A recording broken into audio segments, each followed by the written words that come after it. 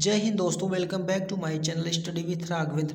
दोस्तों, आज का इस वीडियो आप लोगों के लिए बहुत ही खास होने वाला है, क्योंकि आप कोई भी अन्य प्रतियोगी परीक्षा देने वाले हैं तो आपको ये वीडियो देखना चाहिए और आपको वीडियो बहुत ही उपयोगी होने वाला है, क्योंकि ये सारे वीडियो में हम लोग क्वेश्चन जो कि लिया है जीके के, जो कि सारे लूसेंट के बुक से लिया है और कुमार गौरव सर के नोट से लिया है। तो दोस्तों, हम अगर आप पूरे लूसेंट की बुक को अच्छी तरह पढ़ लेते तो मैं पूरे दावे के साथ कह सकता हूँ कि आप 80% जीके सही कर लेंगे।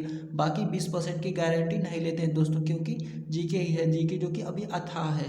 तो दोस्तों, हम लोग चलिए क्वेश्चन को अपना स्टार्ट करते हैं, बातें नहीं करते हैं। देखिए, हमारा पहला ही क्वेश्चन है कि मनुष्य के जीवन काल में कितनी दांतें 2 बार विकसित होते हैं। तो कितनी दांतें 2 बार विकसित होते हैं, यानी मनुष्य ये 20 दांतें जो कि 2 बार विकसित होते हैं। फिर देखिए, मानव शरीर में पाचन का अधिकांश भाग किस अंग में संपन्न होता है। तो किस अंग में संपन्न होता है? अधिकांश भाग छोटी आंत में संपन्न होता है।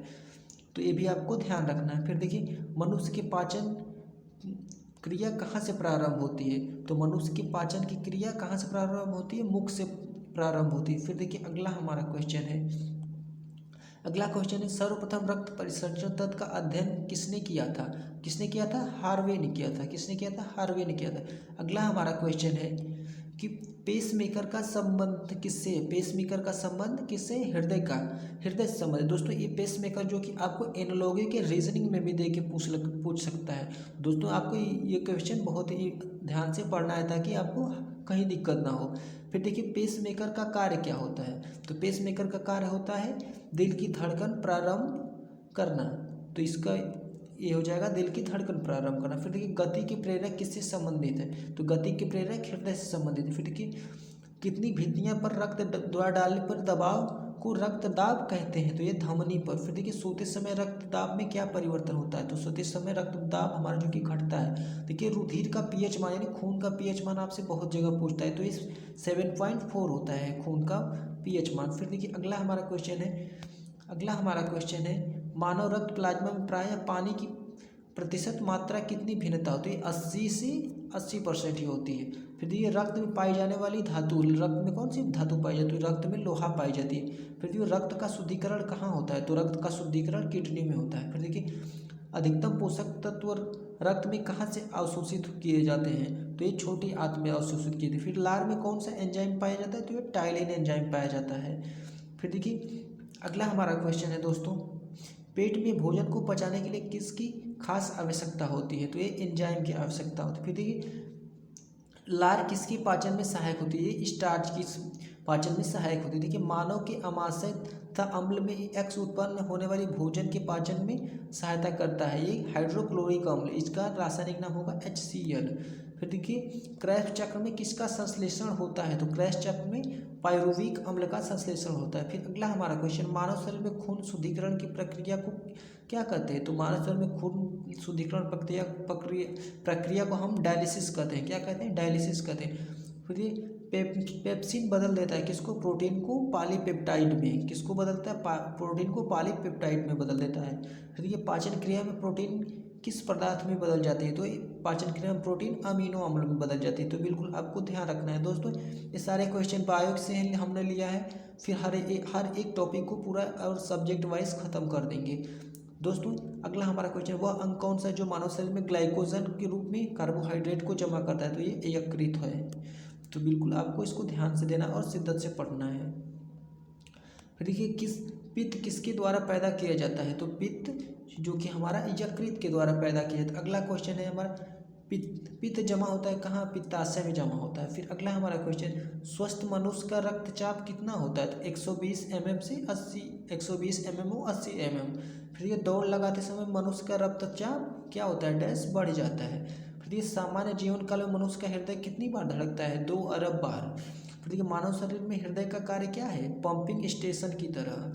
फिर देखिए, अगला हमारा, रक्त में लाल रंग किसके कारण होता है? हीमोग्लोबिन के कारण होता है। फिर हीमोग्लोबिन में क्या होता है? तो हीमोग्लोबिन में जो कि लोहा धातु उपस्थित होती है। देखिए, शरीर में हीमोग्लोबिन का कार्य क्या होता है? तो शरीर में हीमोग्लोबिन का कार्य होता है ऑक्सीजन का परिवहन करना।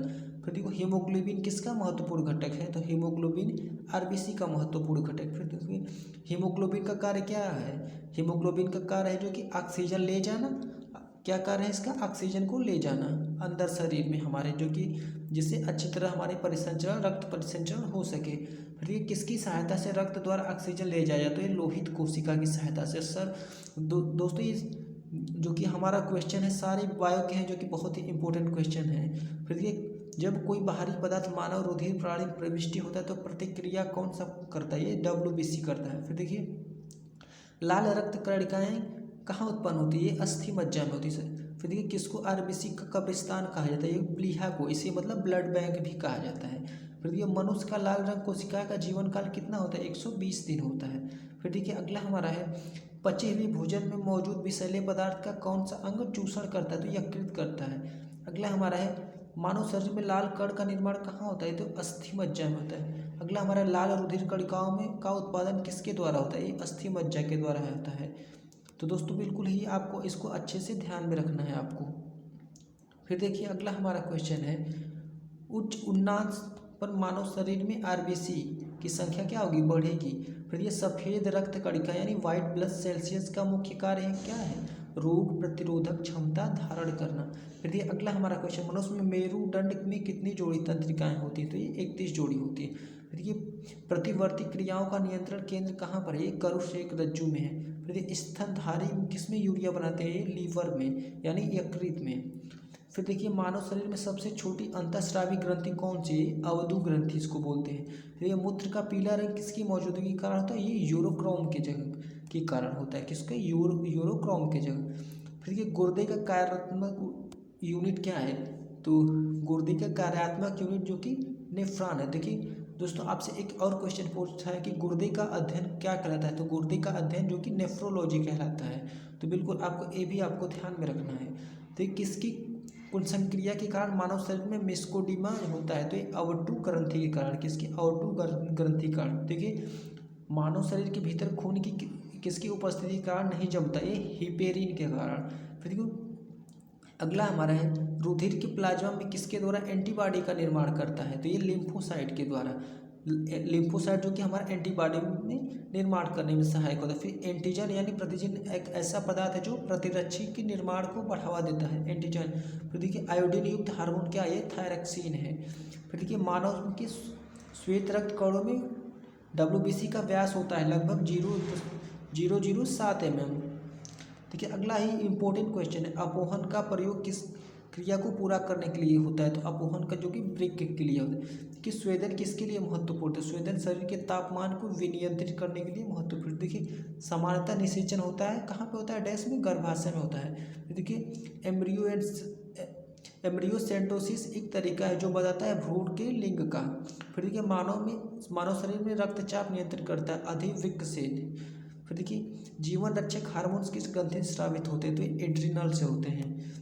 अगला हमारा क्वेश्चन है मानव शरीर की ग्रंथि किस ग्रंथि को मास्टर ग्रंथि कहते हैं, ये पीयूष ग्रंथि को मास्टर ग्रंथि कहते हैं। मानव शरीर की सबसे छोटी ग्रंथि का है ये प्यूटरी जो कि ग्रंथि। फिर गर्भाशय में शिशु के विकास की जानकारी है तो किसका प्रयोग किया जाता है, तो ये अल्ट्रासाउंड का प्रयोग किया जाता है। फिर भ्रूण के विकास के लिए किस अंग द्वारा खाद्य की पूर्ति की जाती है, ये बीजांडसन के लिए। देखिए स्त्रियों की नसबंदी को कहा जाता है, ये ट्यूबेक्टोमी कहा जाता है। तो बिल्कुल भी आपको ध्यान रखना है इसको। फिर गाय भैंस के थनों में दूध उतारने के लिए हार्मोन्स की सुई लगाई जाती है, ये क्या होती है, ये ऑक्सीटोसिन होती है।